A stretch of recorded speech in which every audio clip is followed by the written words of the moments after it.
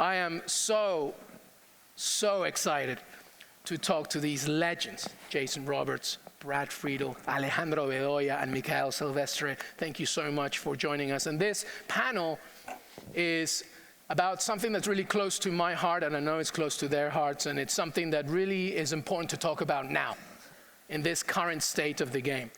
And it's about how players, whether still playing or former, use their platforms, whether it's digital, social, a literal platform, whether it's a director, a board member, a manager, a coach, a representative, how they use all these platforms in order to influence the game from a social perspective.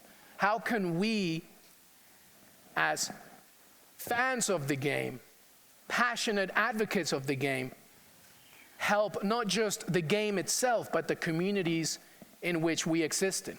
And when you have the talent that we have on this stage, I'm just going to briefly, what I'm going to do is I'm going to briefly give you a little resume of each one. I don't want to take too much time, but I think it's important for everybody in this room to just know exactly what these men do and continue to do, and it's more than just what they have done on the pitch. Now, I'm a lifelong Aston Villa fan, so I might be a little biased with Brad Friedel over here. Rightly so. But I just want to just go briefly through before we get into the conversation, and hopefully at the end we'll have a Q&A. The other thing that you need to know, and they know already, is that I'm not a conventional journalist. I'm not a conventional presenter. I want this to be an honest conversation about what's going on in the game and how they use their influential power to speak often the truth and lead with the truth and help not just soccer fans, but minorities and youth players, not just in the US, but in North America and in Europe, and how can we all grow together to grow this game. First, I'll begin with Jason Roberts. I just shocked him that I told him, you've played more than 200 matches in the Premiership. Unbelievable. All the way, started with Hayes, went to West Brom, Portsmouth, Wigan, Blackburn. He did tell me that playing at Villa Park was one of the toughest places to play. Is that right? No. But aside from all that, Jason is the Director of Development with CONCACAF since 2017. It's all about managing, strengthening, developing programs from a grassroots level to a coaching perspective. He has an MBE thanks to the services that he has done, not just in the United Kingdom, but with Grenada, helping disabled children have access to the game, the contributions to sporting events both in Grenada and the United Kingdom. I mean, the list goes on and on about how much he has done for this game, so I'm so happy to have him. Brad Friedel. Most of the records of Brad Friedel, sadly, are because he's the oldest player to hold some. He's the oldest player in the Premiership to still hold the record for consecutive appearances. Is that correct? It is. 310, right? The good news is I've looked old since I was 23, so I can confirm that. Yeah. Aside from that, Brad Friedel, 3 World Cups. We can't forget about the 2002 World Cup when he took the U.S. to the quarterfinals. He's the current holder, obviously. I just talked about the consecutive appearances. He's actually also Aston Villa's oldest player, so thank you for that. He's a Hall of Famer, in the United States, and just an absolutely legendary person. Obviously, he also has coaching credentials, former manager of New England Revolution. But to me, what's really important and interesting to hear about Brad is that how much he cares about creating the well-rounded footballer. The importance of educating the player, not just from a playing perspective, but from an educational one. He also is currently working on with an organization called Jersey X, which helps refugee children have access to the game and access to recreational activities within using charity and philanthropic events in order to help these kids, and starting an agency, a pro agency based in Spain, correct? Well, it's an existing agency called Promo Sport. They have offices in Spain, soon to be Germany, France, have one in Istanbul, Lisbon, and the UK, and I'm opening up the US office right here in Miami. So, quite the resume. Alejandro Bedoya, the other Latino with me on this panel, parents Colombian descent. Alejandro, we also know about Alejandro's tremendous pedigree with, 66 caps for the United States men's national team, was in every single match in the 2014 World Cup, took the Philadelphia Union to the all the way just to the end of the semifinals of the conference with Atlanta United. He's gone, but aside from that, he is an advocate for celebrating multiculturalism in this country, the need to represent not just the white player, but every minority that really just wants to play this game. He's been a voice when it comes to anti-immigration, and obviously recently, when he scored against DC United, everybody knows the viral news when he grabbed that mic and he said, "Congress, it's time to end gun violence." And that's my colleague Grant Wall wrote when he interviewed him, said, this isn't a political issue. This is just what the right thing is to do. And he uses social media and other platforms in order to express his message. And thank you so much for being here. And finally, Mikael Silvestre. Bonjour Mikael, ça va? Bonjour, ça va? Ça va bien. Je parlais un peu de français, mais c'est tout. That's it, that's all I know. Mikael Silvestre, what can we say about him? A Manchester United legend, more than 40 caps for the French men's national team, 5 league titles in the Premiership, the Champions League. He was also the sporting director for Stade Rennais, the director at Sports Invest UK. And I remember in 2006 when I read a piece about Mikael, how his descendants are from Guadeloupe, but he was very interested to know more about his ancestry, and he discovered that they actually came from West Africa, Guinea and Guinea-Bissau, and he was so touched by that he wanted to do everything that he could to help, both from a philanthropic and charity perspective, to help them. He founded and helped found Schools of Hope. I believe you had about 5 schools, is that right, around the continent? Helping children, underprivileged children in the continent, have access to the game and at the same time access to extra recreational activities. When he was with Manchester United, he did work with UNICEF. And he also sells some really good rum, so that's also good to know. Actually, that's true.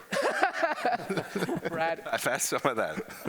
Brad can confirm. So as you can see, the reason why I wanted to do that brief introduction to each one is because it's important that as we have this conversation, it's not just about what they did on the pitch, it's about what they do and continue to do to help spread the word. And it's not just them. And when I ask these questions, I want to make sure that everybody understands that what I'm trying to do here is create an honest conversation about what's going on in the game and what we can do together as a community to help influence the platforms of what we truly love. So I'll begin, Alejandro, with you. As I said, you are still playing and you have an active voice in social media. It's just a plethora of conversation, something that you try to always bring to the table. When you look at the actual scope of what's going on in the game right now and how players are interacting, here's my question, what is their social responsibility? How do you see the player right now, and what is their responsibility, not just as a player or a representative of the club, but as a person? What do you think? Yeah, when we're here, we're talking about, obviously, the sport of soccer, but I think all of us in this room, we all have a social responsibility. Right? I think, it's just the way I was raised to always kind of, listen, but also, be aware of my surroundings. When I feel something, to speak out about it, and I have no issues doing that right now. I think in this day and age now with social media and the internet, all of us as athletes have a huge platform. All of us here, like soccer players, we're a lot more knowledgeable about the issues that affect all of us all around us.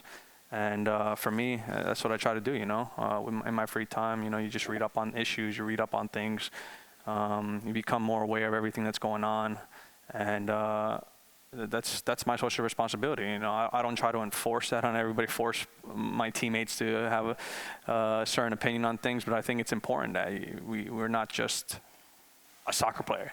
I think many people around the globe, fans, they kind of want to escape from stuff, see us as these robotic guys that would just focus on soccer and do your job, but it's more than that, and that's how I see it, and that's how I see the game. And soccer is the global game. It's the beautiful game. But through soccer, fans are able to interact with each other. We're able to learn from each other and continue to grow. And if anything that soccer has taught me in my time as a pro, traveling the world in places that I never thought I would go to and see. in those experiences, they've given me so much. And I just try to live through all that. And you know, my social responsibility to me here now with as a father is to give back to my local communities, to make people maybe aware of things that they maybe don't know about and things because of what I've learned. And so I feel social responsibility as an athlete is not just caring about yourself and about the game, but using the game to promote the goodness and what it can bring to the table to others. I think to strengthen Alejandro's point, I think it's quite rightly to say that we're not sticking to sports in this situation. It's all We'll about never do that, no. You know, pushing that note. Mikael, we talked a little bit this week about, you know, what's going on specifically in Europe, both in Serie A, also in the Ukraine, what I saw with Tyson, players like Tyrone Mings, Raheem Sterling, Mario Balotelli, all these players who are using their social media platforms to not just express themselves, but often, specifically with Raheem, I found, lead the way when it comes to voicing out something so disgusting as racism is. Now, obviously, there are limitations to how much a player can do, but what's your view on how players, specifically black players, players of color, use these, you know, their own channels, their own pages, their own platforms to spread that message? How do you see it, and how can you connect it to both what was going on before and now? I think it's very important for the players to respond, to be part of the conversation, to address these issues, and it's a big chance for this generation, because in our days, I'm going to take you back a little bit. 2001, I'm playing for France national team. We play Algeria, friendly game, Stade de France, 10 million viewers, 76 minutes. The pitch is invaded by Algerian fans. And I remember Lilian Thuram crying after the game because he knew that after that, the far right of France, the party would take advantage of it and use it as a tool to say, look, all these guys are messing with us, with the economy, and they're taking our jobs and blah, blah, blah. So at that time, there was only the media, the usual media, which was the press and the TV. But if Lilian and all of us could communicate with the fans and the French community, the French people, we would have said our piece, and it would have been for the benefit of the unity of the French people, because 98 was won a World Cup. Black, the whites, the Arabs all together, making one nation. And 3 years later, we have this disaster happening. So with social media, at that time, it would have been a big help. And now we are here with Raheem Sterling, with Mings, with England, facing a lot of racism, and some other players, Mario Balotelli. And it's painful to see, but we have this opportunity through the platforms to respond. The only thing is we have to be careful, because we are still players. We have to focus on, I say we, because I still feel like we are players, you know. We still have focus on our job, daily job. It's tough to be an athlete, to perform. Every weekend you can lose your position in the starting lineup, and you're on the bench. Well, not for Blood, because it's an easy task, goalkeepers. Blackburn was different. But Playing behind him. you gotta be careful. So you can use it, but what we say to our players, because I work as an agent now, we look after around 100 players spread between the USA. And what do you say to them? I say to them, okay, use it, but if you need our support or help or vision or guidance, don't hesitate, because we are here for that. So they use it, but with common sense, and it's helping the game to grow and to stay positive, because we need to stay positive. Yeah, I mean, Jason, I was talking to Mikael, like even outside of it, and it's something that he really brought up. That's, you know, as simple as it may sound, we have to remind ourselves this isn't something new. It's just the fact that now we have a wider network, a wider platform to communicate. How do you see it? How do you find it, especially with your role with CONCACAF? Yeah, I really want to support what Mikael is saying on this issue. really add in a further point which he sort of touched on earlier regarding it being a whole game problem. Sometimes this is framed as this is a black player problem and what are the black players doing about it. And I think what's important is we recognize that we have allies and advocates right across the board because it's everybody being affected by this. It's teammates, it's the clubs, it's the fans, it's the whole game that's being hurt by some of these attitudes. And I think it has to be a whole game approach where when you see things going on, I think we've seen too many cases of the players being affected. Those are the ones where the challenge is being placed. And I think the challenge has to be placed on all players. For instance, if players want to walk off the pitch, it shouldn't be one or two, it should be all of the players. If the players are going to make a statement, which I see they're doing now in Holland, we're saying, look, the color of our skin is not an issue. It should be done by everybody because it's something that affects us all. And we sit here together as colleagues. And in my experience, what you've listed about what the guys do and the girls who play our game, majority of people, this is the norm. You know, most people, if you look behind what they do, they give back to their communities. They're advocates. They're people who want to give back to their communities. And I think from the perspective you're discussing, I think it's all about leadership as well. When you look at some of the issues that have gone on, you want clear, strong leadership, and you want rules that are very clear and defined. And I think we're continuing to work towards that. And I think the sooner we get there, the better, because everybody understands exactly what we're dealing with. I think it's also about representation. The more leaders you have from a diverse background, I think the more you're going to get a more world view regarding some of the decisions, the tough decisions that have to be made. And certainly in the UK, when I used to play, we did some work with the Sports People's Think Tank, looking at representation and leadership positions, less than 1% in leadership positions from black and ethnic minority backgrounds, considering 30% in the game, actually playing the sport, less than 3% in management and coaching. And it really seems bizarre that you have so many players playing at the highest level and not really getting the opportunity to coach and manage and be part of the leadership of our sport. And I think the only thing that can be done is continuing to educate yourself, to put yourself in that position should the opportunity arise and be great at what you do. And that's why, you know, access to education, access to coaching, etc. All of those opportunities have to be taken up so that when the opportunity arises, you can be prepared. Yeah, you actually helped me out because the question that I was going to ask you, you're very passionate about representation in football governance, and you've just given some great stats. How's it looking right now? Are you optimistic?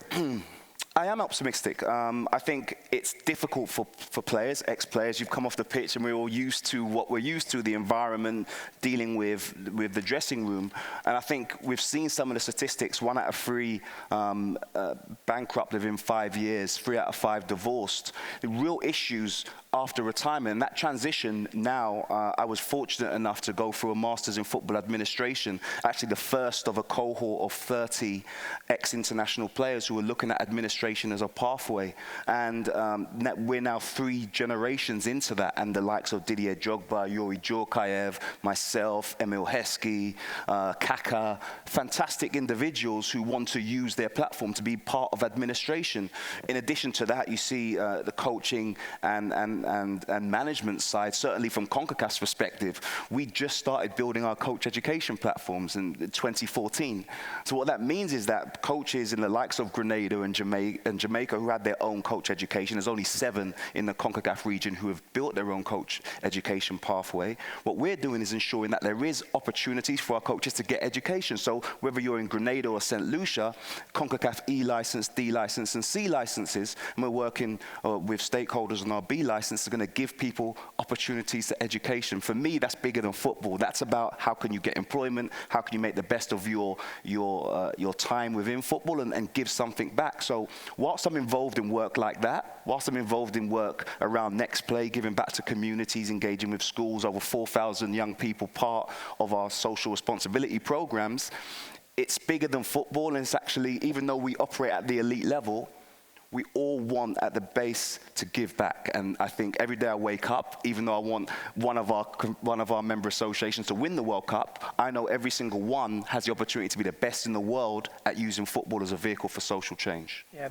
the game doesn't grow if the community doesn't. Absolutely. Yeah, Brad, taking it just back to North America and the US, I remember reading your autobiography, Thinking Outside the Box, and there was a paragraph there that was really impactful. It really it resonated with me through all these years. And you were basically talking about the well-rounded footballer, the well-rounded player. And it is basically a determination about a player, how it's important to not just train the player, make them both mentally and physically ready for the game and the aspects of the game, but it was about education. Making sure that, you know, the need to educate a young player and giving them a complete sense of education is key. What do you want to expand on that? And this was a 2010 book. Where are we now, do you think? Well, part of that was you never know when an injury is going to come. You never know when your career is going to stop, and you never know when you're going to get sick. You never know when you're going to fall out of love with the game. You never know when you're going to come up to that manager that makes you dislike the sport. You never know when you're going to need to go and tend to your family and you can't play anymore. There's so many permutations with that. And for years, when I went over to Europe, I heard about how the developmental system in the United States was broken. And we have a long way to go with the developmental system. I fully take that on board. However, we have one thing in this country that is better than anywhere else in the world, and that's the university system as a fallback option. I mean, I know Mikael will attest to this. Alejandro, you were here, you know the landscape here. You'll attest to this, that if you're over in Europe and you're taken at 13, 14, 15, and you're brought in the academy, and you're taken out of your school, and you're this elite guy for this little while, and then at 16, 17, you know, you get your YTS contract, and you're still with all your friends and your mates, you're the big time guy. And then at 18, you don't make it. And then you're thrown back where? With your mates, and you're a failure. Are you a failure in your parents' eyes? Are you a failure in your friends' eyes? And it's tough to overcome that. In the United States, if you don't make it professional, or before you even get there, we have a possibility of a college scholarship, or at least an education to play in the U.S. Once you have the education, it doesn't mean everyone's going to become a doctor or lawyer, but you get some social interaction with some other people for 3 to 4 years. Whereas, you know, now as I sit here today, it's fantastic. We were just talking behind. It's great to catch up with all the guys and laugh, but realistically, are each of our best friends in our life, are they involved in football? No.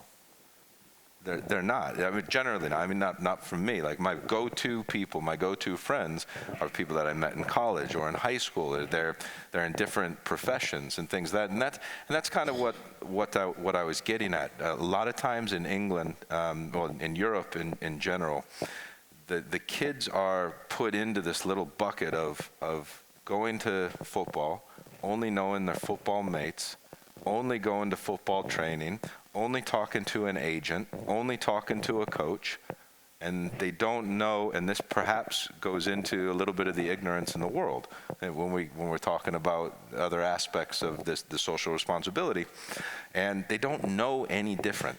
So to get on to Jason's point, you know, talking about divorces or issues with money and things like that later on in life, they don't know any different than just football. So the well-rounded athlete doesn't mean that you have to go into other jobs and that, but you should educate yourself on life a little bit. Whether it's by traveling, whether it's by reading, whether it's by talking. You know, you're in the locker room, and I mean, look at where all of us are from, all completely different places, and you can just, by talking to your teammate, you can learn a lot about life outside of soccer. And that's the point that I was getting to on the well-rounded and the educated athlete. And a lot of education does just that. It gives you that sense of social interaction with other groups of people. Yeah, I think with education also comes access, right? So when we talk about the U.S., Alejandro, as somebody that is very vocal about the need for access. There are many regions and areas in this country that perhaps are not being paid attention to enough when it comes to not just discovery of talent, but empowerment of education, empowerment of social change, community. And when you think about the communities, especially from a youth U.S. soccer perspective, how important is it to you, the need to diversify talent, both physically and, as Brad was saying, from an educational perspective, so everybody can have a bite of the pie, right? It's not just one specific area. Because Brad was talking about, obviously about, the power of universities in this country, but I'm thinking about, selfishly, I write and report on the Latino community in this country every day. They're not even thinking university. And this, from a U.S. soccer perspective, we're talking about 11-year-olds, 12-year-olds, and the need to just have access in order to build that ladder. How important is it to you, do you think, when it comes to access to making sure that we diversify U.S. soccer as a whole? Yeah, no, I think when we talk about soccer, obviously it's the global game, right? And here in Miami, we're in Miami right now, and there's a large Hispanic community. There's no secret about that. And for me, when I look at that and I think about it, it's kind of strange that when I look at players that have represented a national team in recent times, it's kind of only me and Josie Altidore really from this area that has come up and done well for the national team. And as a Latino, this area is underrepresented. There's no doubt about that. So, we can talk about the whole pay-to-play system not benefiting, the Latino community. And there is, that socioeconomic inequity that is all over here in the States. And that doesn't give opportunities to, minorities, Latinos, Black community, all those areas. So I think, when you talk about U.S. soccer, we need to expand. They need to do a better job of, there needs to be more investment into those areas, into those communities, because a lot of players are left without a chance, because it is expensive. I think academies now, since the time I left, they've done a better job, ownership groups and other academies in the areas, and being able to give kind of, these scholarships and giving up more opportunities to those players. But I look at the time when I was growing up here, I don't know how many of you guys are familiar, but I grew up here in Weston, kind of Fort Lauderdale. So 30 minutes from here, and, I wasn't even the most talented player on my team, but a lot of those players, I remember we'd have to host fundraisers at supermarkets, at fire stations, at all that, just to make ends meet for a lot of these families and these players who were so talented, but some of them couldn't make the tournaments because to be seen at the college showcases, or so to speak, because they couldn't afford and they didn't have the means to go. So it's changing. The landscape's changing, definitely. And like what Brad just mentioned, there is kind of still. Even you can say, the college system isn't the best, but it does give a fallback option for a lot of players. So we need to keep educating players, coaches, and parents about those possibilities to continue to grow the game in these communities. I can speak only about Miami, but I see it all across the States when I travel, and play games where you hear about the stories about my son can't play for this club, and or they travel. You look at Clint Dempsey's stories, traveling 3 hours away in Dallas just to get in with the team. So I just hope we see the infrastructure, the investment from clubs and people go more directly into those communities and not just building up the infrastructure, so to speak, because we need to tap more into the Latino community here. Sticking to that theme, Mikael, like we're talking to Alejandro about the U.S. soccer spectrum, but from an international, global, you know very much about this. How can we use sports to alleviate social challenges with young kids? This is a massive landscape. Yes, go. You have 10 minutes. Wide question. No, there is so much you can take out on sports and football. It's a global sport, and all it takes to play the game, it's a ball. You can have a proper ball. You can make one of it with whatever you find on the street. And been traveling like most of you guys all around the world, especially in Africa. And it's a place where kids play every single day in the street. But when you can combine this with education, then you have the perfect environment. It takes energy, it takes funds, obviously. It takes legends like this to travel the world and be advocates. We see a lot of campaigns and players going around. But we need more of it. Earth is massive. You know, we can't cover it all, but we see clubs doing it, and it's something we are all part of. We are proud of it because, okay, we say we want to give back, but really for me it's more like sharing. Because what we've been given, it's a good education from our parents, from the school teachers, from the sport teachers. But if we made it to the top, it's because we worked extremely hard, you know. And we were given this chance because we made everything and every sacrifices to reach that level. And it wasn't easy. So now it's about sharing. And I think we do a good job. But we need more ex-players, women's and men's, to embrace this movement.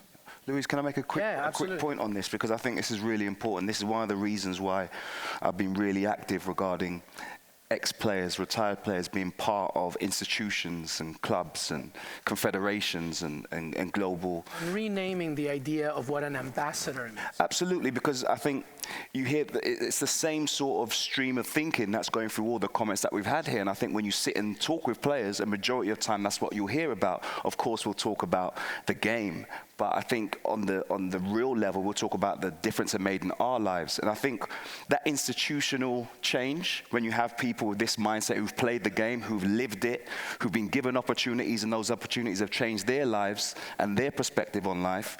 The really important thing is, of course, you know, I'm pretty sure everyone here has their own projects and programs that they're involved in. I had the Jason Roberts Foundation, which I started 12 years ago, using sport, not just football, as a vehicle to engage the community and try to promote all the values we all agree on that football can actually promote in people.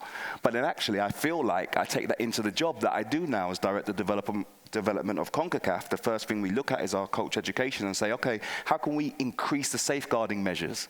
Because I know the difference that makes in certainly some of our regions in Central America and the Caribbean is bigger than sport. Now we're dealing with teachers who haven't had the opportunity to learn those safeguarding measures and now take that into their life.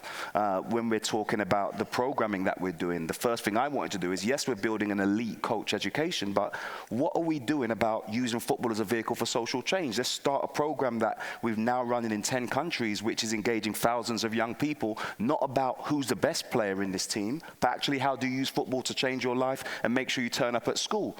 The fact that we invest in a U15 tournament, we're the only confederation in the world that has an under-15s tournament. We have that because we recognize without that, many of our young people won't have the opportunity to come over to the US. We've held it at IMG and see the levels, see what is expected ahead of the U17 World Cup qualifiers. So all of these things are development, yes, football, yes, but to me it's about using football to change the world. And I think that is something that runs across this panel, and I think runs across what a majority of people who love the game and have played this beautiful sport really genuinely believe. Yeah, and it highlights what you said, Mikael, which is not giving back, but sharing. Absolutely. What's the biggest obstacle for you right now? If you could just see one thing, oh, man, I need to really, what's the number one thing, do you think? I mean, I'm sure you have 20, but give me Well, from a personal standpoint, I'm sure everyone will have a different take. For me, it's scale. I feel very lucky to be in a position that, you know, I'm able to influence some decisions and influence policy. And for me, there's this impatience, having played for Grenada since I was 19 years old, impatience to change everything now. But the reality is that's not the way that things work. I mean, I spoke to you about the coach education. I believe coaching is a vehicle for change within football, but actually, us building a coach education platform takes time. It's not going to happen overnight. For some other confederations, it's taken 30 years of investment, and we're several years into what we're doing. But I look at what we're doing with the Nations League. I played for Grenada for 12 years. I had 12 caps because we had one World Cup qualifier, lose against Costa Rica, out again, USA 4 years later, lose again, out again, 12 caps. Now we have the Nations League, which runs over the FIFA windows. It's over 170 games. So, of course, we're talking about elite football. But really, we're saying, for a player like myself coming from Grenada, I now have something to look towards, games within FIFA windows, where I can show what I'm capable of and get opportunities to get out and gain employment and education. And to me, that's bigger than that. Next time you bemoan the international window, you got to be more empathetic about what that actually I would be in agreement of that, absolutely. Brad, most recently, obviously, aside from, you know, the agency that we just discussed, you know, you've had a a solid amount of experience from a specific head coaching management perspective. So you can see now the ladder, the lineage, all the way from the youth kids to the professionals to the senior team. When you think about, and we can talk the domestic game here in the country, sure. Just because I'm specifically thinking about your recent, sense of employment. What are you most excited about when it comes to U.S. soccer, the domestic game, and what are you thinking that we really could, in the next 5 years, hoping to improve? I mean, it's funny. So in what was it now? We're going age. 1990. Be here a while. Yeah, 1992 when I left the country and went overseas, to then come back in 2015 full time. Was an eye-opening experience. I mean, if you would have seen the landscape in 1992, we had no professional league. There was these amateur pro clubs on the West Coast, a couple down in Florida. It was this mishmash. All the best players went into college. There was no real sense of any conformity on anything. To be honest with you, you play with your club team, you'd go to college, you'd stop playing soccer. That's kind of how it was. The odd ones, the 4 or 5 of us at a time, would get the opportunity to go play in Europe. One of the 4 or 5 might stick for a couple of years. It was really, like, looking back on it, just like luck. Now you see infrastructure, you see MLS, you see USL, you have a lot of owners that have invested a lot of money in it. And yes, there are a lot of things that need to improve. There's a lot more investment that needs to go into areas. The Development Academy has only touched the tip of the iceberg on the kids that are out there. And there's so many kids that can't afford to go places that are being left unseen. And there's a lot to attack, but there's also a lot to be excited for in the country. There really is. Where the U.S. national team's having a blip right now, and when they are having this blip and not qualifying for the World Cup, and they're getting killed at every corner right now, people will look at that as a negative from me right now, because I'm not a head coach at the moment, and I'm looking at the agency business and I'm stepping aside. I also think it's a great opportunity because people are talking a lot more about the game here. What's wrong, what's right. And when you go to the social media, that's where the platforms. When I was growing up, there was no social media. So now everyone, whether right or wrong or indifferent, everyone has their opinion on things. And they're talking about the sport more and more, talking about coaches' formations, talking about the youth academy, going down to the park, watching this kid. Why isn't he playing with the national team? All that, in its own way, helps the sport in this country. Because a long time ago, all people were talking about was Michael Jordan or Larry Bird or Magic Johnson. And we're now getting opinions on what's a good coach, what's a good player, what's a bad player, why doesn't the U.S. national team have this, why are they hiring that, why are they doing it this way, and it's all good. And that's why it's exciting, and we are a country that has massive resources. When you're in a country that has massive resources and you have people that care, you have people that are opinionated, eventually, I don't know if I'll be alive when it really takes off, who knows, but eventually it will get there, and that's why it's exciting to me. I like it. Optimism is right. Let's hope we have more of Mikael Silvestres, more Alejandro Bedoyas, more Brad Friedels, more Jason Roberts, more Megan Rapinos, more of them, and more Raheem Sterlings, because that's the only way that I think a player can really influence. Gentlemen, thank you so much. Thank you for Soccerex 2019. Have a great weekend. Thank you.